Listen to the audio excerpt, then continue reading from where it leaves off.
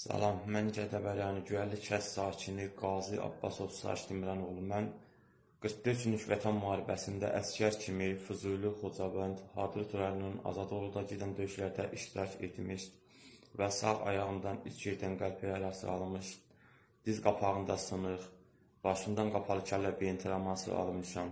Oktyabr ayının 9-u məni ağır yaralı olaraq Bakıya hərbi hospitala gətirmişlər. 3 ildir bütün xəstəxanalarda yatıram, bütün xəstələr haqqında şəhadətlərim, travma haqqında araşdırmalarım var, epikrizlərim var, 3 ildir müalicə alıram. Əmək və Ailə Sosial Müdafiəsi Nazirliyinə müraciət edirəm, əlilliklə bağlı mənim işimə imtina verirlər. Buradan Azərbaycan Respublikasının Prezidenti cənab İlham Əliyev, Azərbaycan Respublikasının birinci vitse-prezidenti Mehriban xanım Əliyeva, sizdən xahiş edirəm ki, bir qazi olaraq sizdən xahiş edirəm ki, mənim əlilliyi almaq üçün mənə köməkdarlıq edəsiniz. Dəfələrlə Əmək və Ailə Sosial Müdafiəsi Nazirliyinə müraciət etmişəm, mənim işimə imtina verirlər.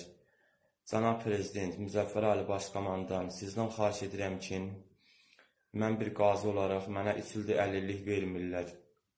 Dəfələrlə Gədəbəyləni İcra Hakimiyyətinin başçısına müraciət etmişəm. İşlə bağlı məni işə təmin etmirlər, ancaq yola verirlər, süründürürlər. Sizdən bir qazi, bir Azərbaycan Respublikasının vətəndaşı olaraq sizdən xahiş edirəm ki, mənə əlillik almaq üçün köməkdarlıq edəsiniz. Küçələrdə qalmışam, qalmağa yerim yoxdur. 80 manat veteranlıq verirlər, Allahın olsun orada heç çatmır, ancaq yol pulu, xəstəxanalarda müalicə almaq üçün mənim imkanım yoxdur.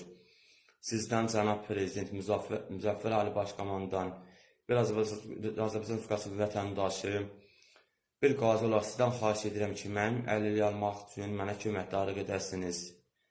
Hara gedirəm, yola verirlər, işə götürmürlər, deyirlər sənin biletin yararsız.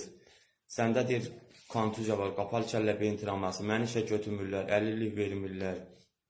Allahın olsun qalmışam belə, küçələrdə qalmışam. Sizdən xahiş edirəm ki, mənə köməkdarlıq edəsiniz.